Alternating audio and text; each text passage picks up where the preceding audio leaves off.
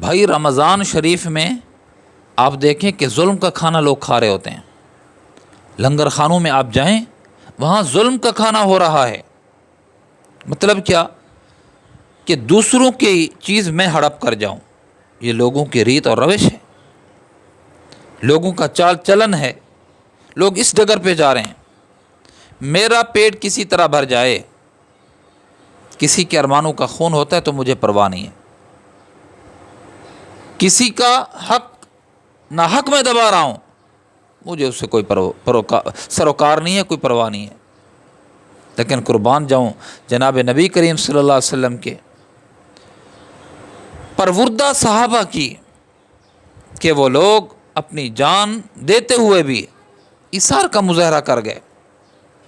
ایک صحابی ہیں لمبی عمر پانے والے، حضرت ابو جہم یہ بن حذیفہ رضی اللہ تعالیٰ عنہ، یہ فرماتے ہیں کہ یرموک کے موقع پر میں گھر سے نکلا، مشق اپنے ساتھ، مشکیزہ اپنے ساتھ بھر کے لایا. میرا چچا زاد تھا، لڑ رہا تھا. میں نے کہا کہ میں اس کو جا کر سنبھالوں. تلاش کرتے کرتے کرتے مجھے ایک جگہ پر میرا کزن، میرا چچا زاد بھائی ملا، زخمی تھا، بالکل آخری وقت تھا، اس کی جان کنی کی کیفیت تھی.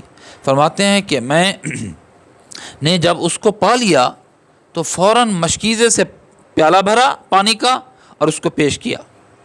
ابھی اس کو پیش کر ہی رہا تھا، قریب پڑے ایک زخمی نے پانی مانگا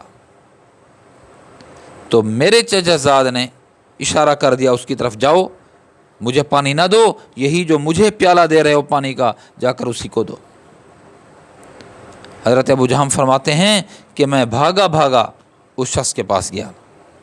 وہ حضرت عمرو بن عاص رضی اللہ تعالیٰ کے بھائی تھے، ہشام بن عاص.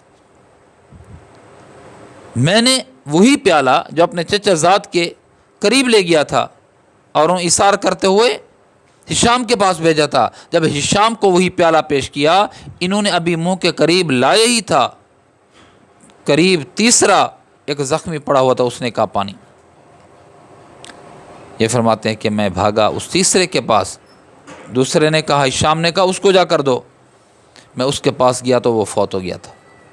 فرماتے ہیں میں واپس پلٹا ہشام کو پانی دوں.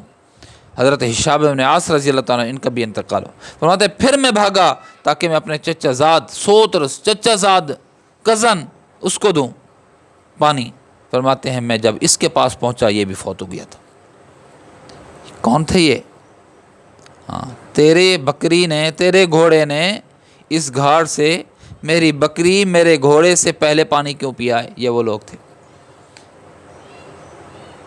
جنگیں ہوتی تھیں، خون ریزی ہوتی تھی اسلام سے پہلے. اللہ کے نبی صلی اللہ علیہ وسلم نے دل پہ وہ محنت کی، دل پہ وہ محنت کی. آج یہ عالم ہے کہ میں پیاسا مرتا ہوں تو مر جاؤں، میری جان نکلتی ہے نکل جائے، لیکن میں اپنے بھائی سے پہلے پانی نہیں پیوں گا.